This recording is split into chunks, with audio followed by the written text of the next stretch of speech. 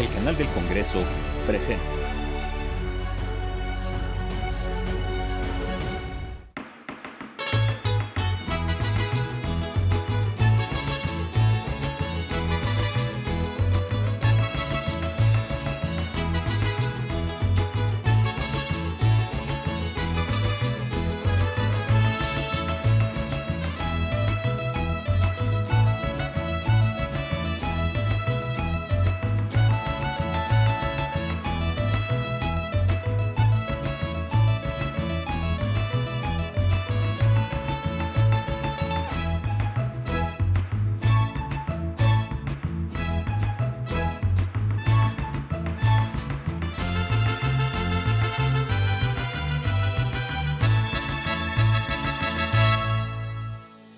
«200 años de Jalisco».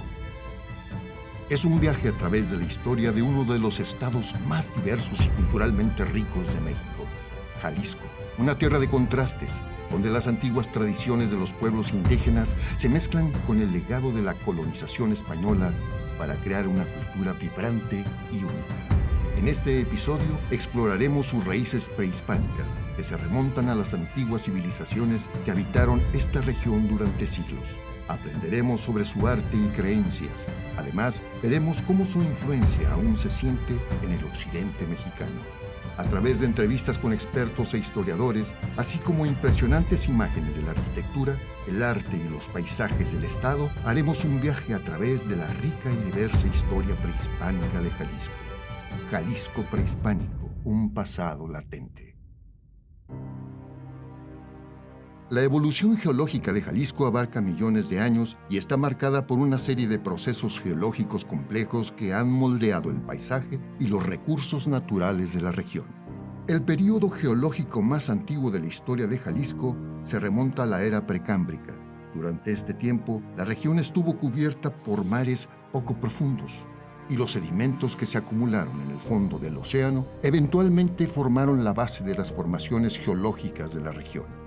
Con el tiempo, los sedimentos fueron comprimidos y plegados por la actividad tectónica y la actividad volcánica en la región produjo grandes cantidades de lava y ceniza. Esos procesos geológicos continuaron a lo largo de las eras paleozoica y mesozoica, dando como resultado la formación de varias cadenas montañosas importantes, incluida la Sierra Madre Occidental.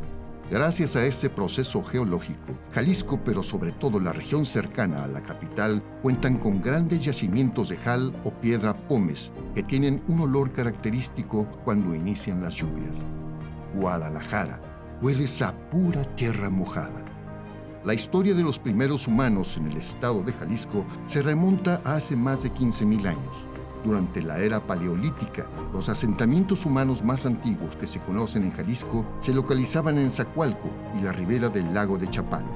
La evidencia arqueológica sugiere que estos primeros pobladores eran cazadores y recolectores nómadas, que dependían de la rica biodiversidad de la región para su supervivencia. Con el tiempo, a medida que se generalizó la agricultura y la domesticación de animales, los asentamientos humanos en Jalisco comenzaron a crecer en tamaño y complejidad. Tres grandes zonas geográficas a partir de las cuales comenzaron los primeros pueblos en el estado. Como una gran zona geográfica, que es la zona lacustre, donde actualmente está la laguna de Chapala, y en esta gran zona geográfica está Zacualco, todo lo que sería actualmente la laguna seca de Sayula. Es una gran zona lacustre muy interesante porque ahí había poblaciones prehispánicas que tenían un alto contacto, un contacto muy continuo con lo que los historiadores han llamado como el Imperio Purépecha. Había un intercambio comercial con las culturas purépechas, conocidas como las culturas tarascas. Este gran núcleo de poblaciones y de pueblos de origen indígena pues tenía un ecosistema bastante diverso, bastante nutrido, que de alguna manera era fuente de su materia prima, ¿no? Se dedicaban principalmente a la pesca, a la agricultura. Esta es una gran zona donde los primeros habitantes del estado comenzaron a fundar sus poblaciones. Otra gran zona en la época prehispánica está muy cerca de la zona lacustre, que es la zona sur del estado, donde actualmente podemos encontrar entidades importantes como Ciudad Guzmán, Tuxpan, Ayotitlán.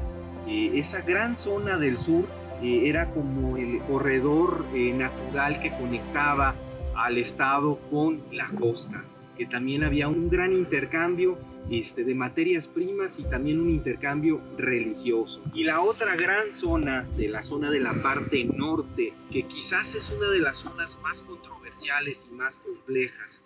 Ahí encontrábamos también una pluralidad de pueblos que, a diferencia de los pueblos de la zona lacustre y de la zona sur, pues eran pueblos que tenían una actividad nómada, que se dedicaban a migrar constantemente, pero también tenían asentamientos ubicados en lugares o en centros ceremoniales. Y bueno, también a medida que pasó la época colonial, la época de la conquista, la parte central donde actualmente está la ciudad de Guadalajara fue de alguna manera construyéndose pueblos que le llamaban la concentración de indios, ¿no? Entonces tenemos esta diversidad de zonas y de lugares donde los pueblos prehispánicos de Jalisco empezaron a desarrollarse.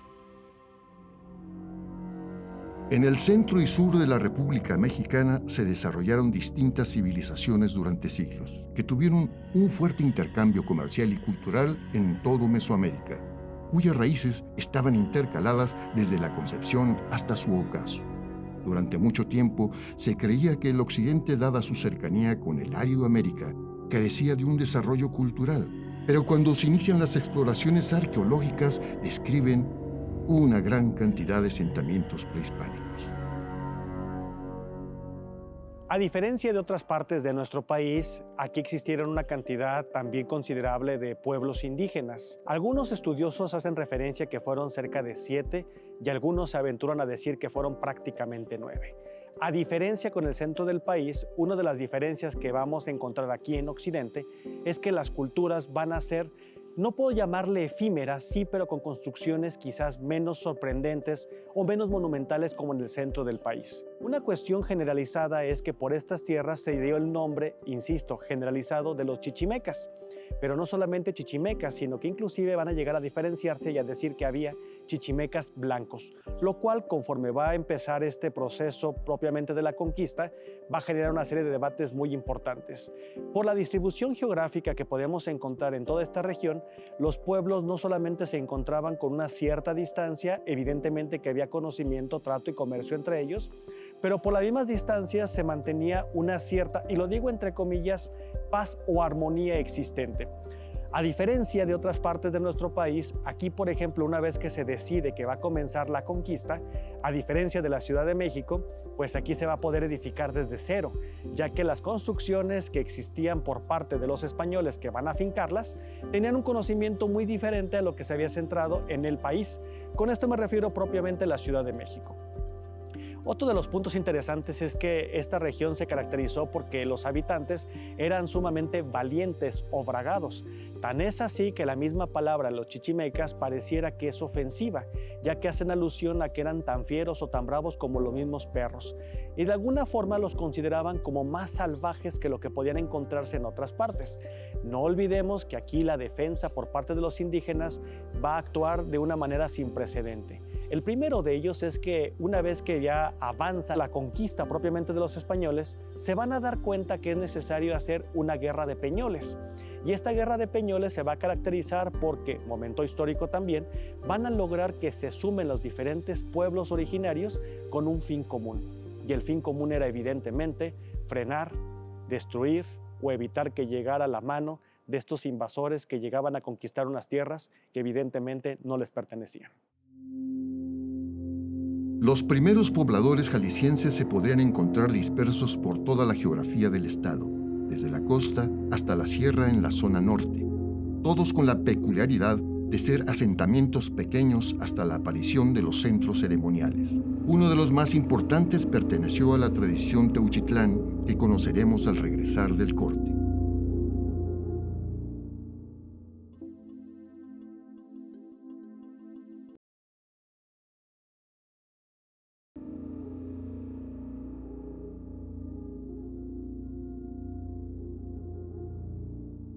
era gente que obviamente su sociedad se gestó de conformidad con el medio ambiente. Entonces, por ejemplo, la presencia del mezcal, luego lo bautizó Linneo como el agave, para diferenciarlo del maguey, pero bueno, son primos hermanos, ¿no?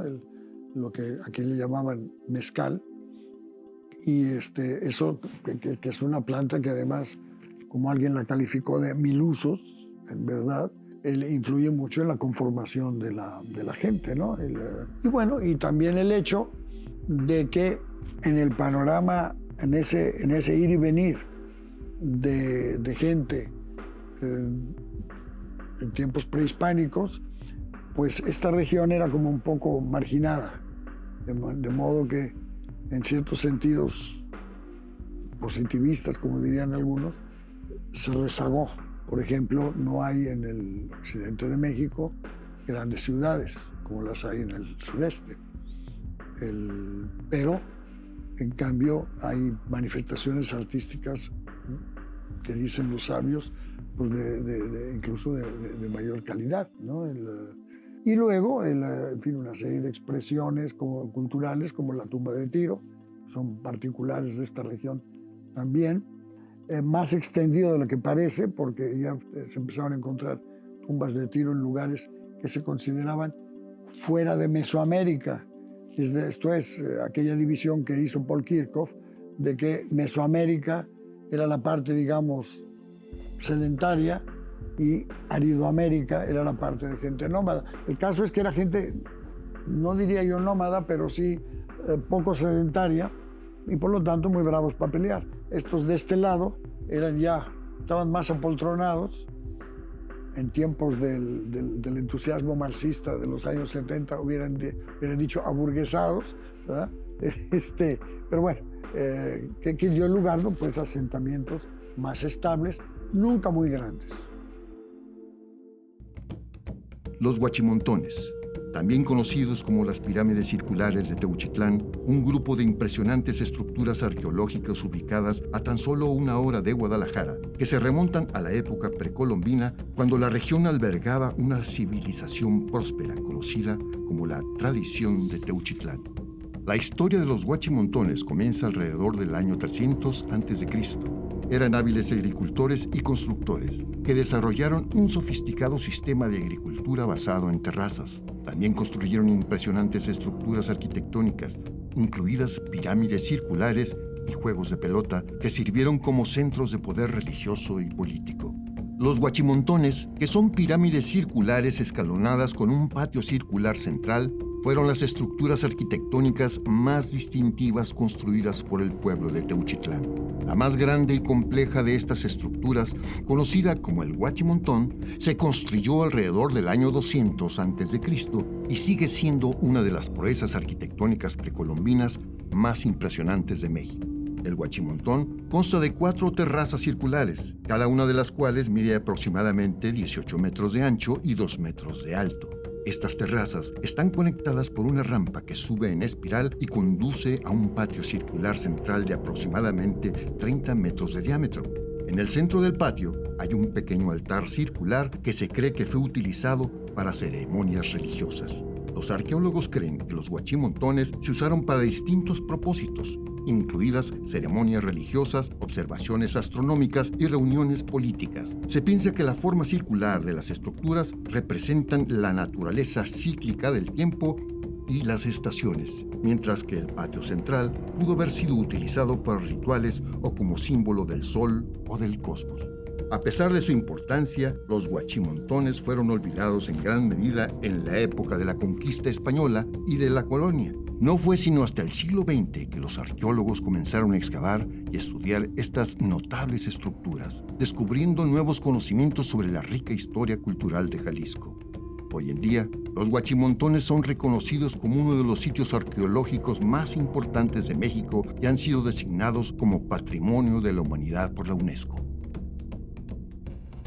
El territorio tonalteca se identifica por una larga permanencia y estancia en lo que es el Valle de Atemajac.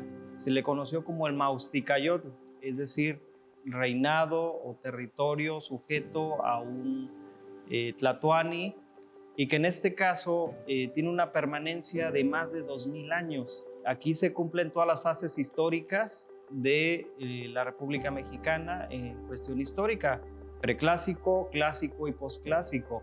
La que más es conocida, obviamente, es la que acontece a la llegada de Nuño de Guzmán en el año de 1530. Estaba compuesto por tribus cocas, tecuexes, nahuas y purépechas. Todos estos pueblos prehispánicos que se desarrollaron en el estado de Jalisco abarcaban diferentes territorios. Con el paso de los años, la gran mayoría fueron reemplazados por nuevas creencias, pero en algunos casos, como Mezcala, hacen un esfuerzo por recuperar su identidad. Aquí en este lugar tenemos datos sobre todo del 600, 900 hasta 1530 en la conquista, de gente que estuvo aquí en este lugar, que fueron los cocas. Los cocas, nos dice el historiador Ramírez Flores, que cocatl significa habitantes o moradores donde abundan las ollas. Es el término, etimológicamente, el significado de los cocas de esta zona. Pero para los cocas, en su cultura y en su pueblo coca, era muy diferente. Para los cocas aquí este círculo le llamaban, se hacía un ritual que le llamaban Necatecalistle o Nacatequilistle, que significa yo me corto la oreja y sangra, con una piedra obsidiana en una ollita de barro, ofrecer unas gotitas de sangre del óvulo de la nariz o de la oreja, que consideraban cartílagos puros no contaminados, para su dios, el dios Ponce-Tlatzin, similar al dios Tlaloc, dios de la lluvia. Aquí en este lugar ofrendaban y después pasaban allá al cerro más alto que tenemos aquí en Mezcala, el cerro Huehuentón, que significa cerro viejo, mide 2350 sobre nivel del mar. Y ese cerro, los jóvenes, sobre todo en la edad de la pubertad, se le llamaba rito de iniciación para entrar a la edad adulta. Llegaban aquí a su ceremonia y pasaban al cerro más alto a subir corriendo a la cima del cerro y en esa ollita ofrecerle a su dios viejo esas gotitas de sangre en señal de que ya estaban en la edad para entrar a la juventud. Eso es lo que hacían aquí nuestros antepasados en este círculo, y también aquí ofrendaban todas las tribus que venían en este lugar. Como Mezcala, dentro del pueblo coca, tenía los dos santuarios más importantes, que era la diosa blanca, Tlaltequepec, que la isla aquí donde estamos. De aquí, de este lugar, pasaban allá a una piedra enorme que veneraban al pie del cerro, que le llamaban en la lengua coca la nola, que significa la vieja, la sabia, la venerada, la de más antes, la de antes, todos esos términos. Todas las tribus que venían llegaban aquí después allá a pasar ese lugar. Si había guerra, había tregua. Sobre todo los cocas tuvieron una guerra de 100 años contra los purépechas o tarascos de Michoacán. Se llamó la Guerra del Salitre, de 1410 a 1510, que era un odio a muerte. Pero este lugar es sagrado. Aquí en este lugar donde se recibe, y también la gente, la entrada, aquí se le considera como un foco tonal para recibir la energía. Estamos en el ombligo, el corazón de la isla.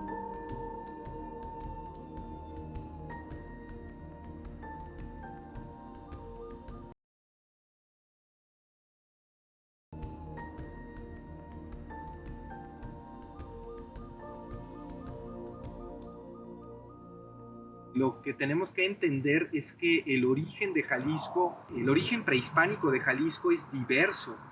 Las primeras crónicas que tenemos de los españoles son datos muy, muy interesantes. Se decía que cuando llegaron los españoles se registraban al menos 76 pueblos, es decir, estas 76 comunidades pues estaban ubicadas en diferentes puntos geográficos. Y si hablamos de origen, tenemos que asegurar que no solamente estamos hablando de una raíz única, sino estamos hablando de múltiples raíces históricas que tienen que ver con múltiples contextos. No hay un origen único, sino más bien hay una diversidad de orígenes. Jalisco se construye a partir de una base diversa de raíces culturales de pueblos indígenas bastante dispersos y bastante complejos. Los centros ceremoniales, como su nombre lo indica, pues era el punto álgido de la vida cotidiana de los pueblos prehispánicos de Jalisco. Alrededor de los centros ceremoniales se fundaban pequeños asentamientos y ya sea muy cercanos a los recursos naturales, como yacimientos de agua o a zonas de madera, ¿no? Pero estos centros ceremoniales estaban distribuidos en diferentes zonas. Por ejemplo, en la parte norte encontramos ahora en el límite entre Jalisco y Zacatecas ruinas arqueológicas que tienen un centro ceremonial. Por ejemplo, me estoy refiriendo a los descubrimientos recientes de Teúl, Zacatecas, ¿no? donde hay como estas construcciones circulares, ¿no? En la zona lacustre también encontramos estas construcciones y estos templos circulares que son muy similares a la parte norte, de manera que los centros ceremoniales son fundamentales o fueron fundamentales para la vida cotidiana de estos pueblos prehispánicos. Quizás estamos acostumbrados a ver como estos asentamientos fijos, estos asentamientos como muy claros, pero lo que de repente nos llama mucho la atención es que en la época prehispánica los asentamientos o los núcleos poblacionales tenían una estrecha relación con estos centros ceremoniales, donde había una diversidad de dioses. Obviamente, esta geografía se modificó a la hora de que llegaron los españoles. Así como las culturas mesoamericanas del centro y sur de México tenían a sus gobernantes y tlatoanis, el occidente del país contaba con sus propios líderes que reinaban en grandes extensiones territoriales. Los más reconocidos por su trascendencia en las crónicas durante el periodo de la conquista fueron Francisco Tenamaxtle de Nochistlán y Sigualpili de Tonalá. Tenemos bastantes, tenemos una diversidad, incluso los más emblemáticos, pues por ejemplo, más que caciques, pues sí era un término que fue utilizado en algún momento por algunos cronistas, pero estamos hablando de líderes, de líderes murales que representaron en momentos de resistencia una referencia ética moral. Por ejemplo, me gustaría traer como un líder moral más que cacique a Francisco Tenamaxtle, ¿no? Francisco Tenamaxtle fue un líder indígena que articuló mucha de la resistencia indígena de la parte norte del estado de Jalisco, que ayudó también a ese proceso de reivindicación que actualmente pues, se está convirtiendo en una referencia importante, ¿no? Más que un cacique, es un líder que de alguna manera articulaba toda esta resistencia.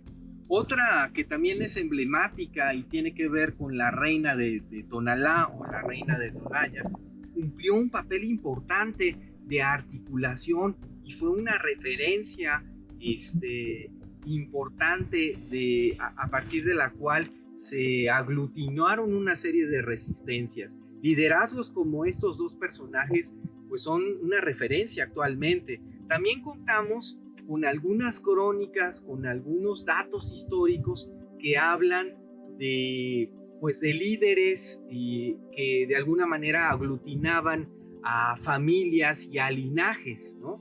Estoy hablando principalmente de los líderes de la Sierra Madre Occidental, de los pueblos originarios conocidos como los birráricas, los náyaris y los tepehuanos y mexicaneros. La base alimenticia de los pueblos prehispánicos de Occidente, así como del centro de México, fue el maíz, con sus respectivas diferencias en usos y costumbres. Ya de acuerdo a la región se combinaba con diferentes ingredientes que en algunos casos tenían una carga religiosa. Claro, la cuestión de la comida depende mucho de la región de Jalisco que se hable. Por ejemplo, yo hablaba de una gran región que es la región del sur. En la región del sur estoy hablando actualmente de los lugares como Ayotitlán, Manantlán, para ser específico Manantlán. Ahí, por ejemplo, la base de la alimentación era el maíz, ¿no? El maíz, de hecho, se ha demostrado que ahí surgió una especie de maíz único, que es el maíz perenne, ¿no? Que fue como una especie muy sui generis que nació en la parte sur del estado, ¿no? La base alimentaria de esa zona era el maíz, que se combinaba con el pescado, pues ciertas frutas silvestres, pero en la parte norte del estado, los pueblos prehispánicos tenían una base completamente distinta. También tenían el maíz, pero el maíz lo combinaban con carne y con el uso de peyote, ¿no? Es decir, de plantas alucinógenas o de plantas que permitían generar una vitalidad.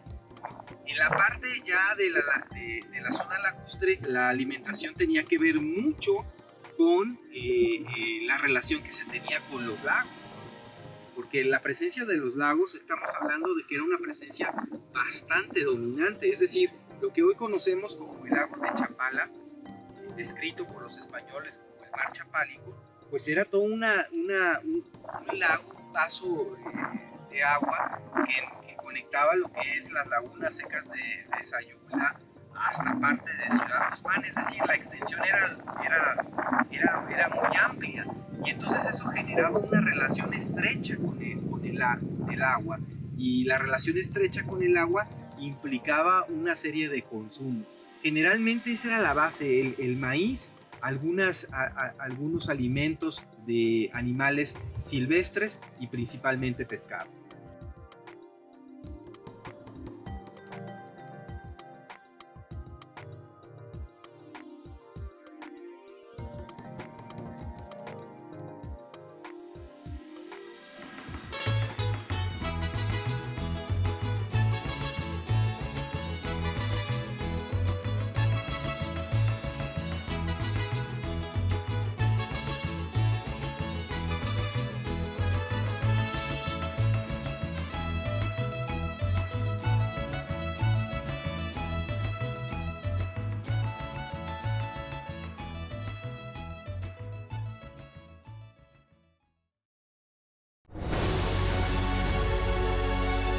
El canal del Congreso presentó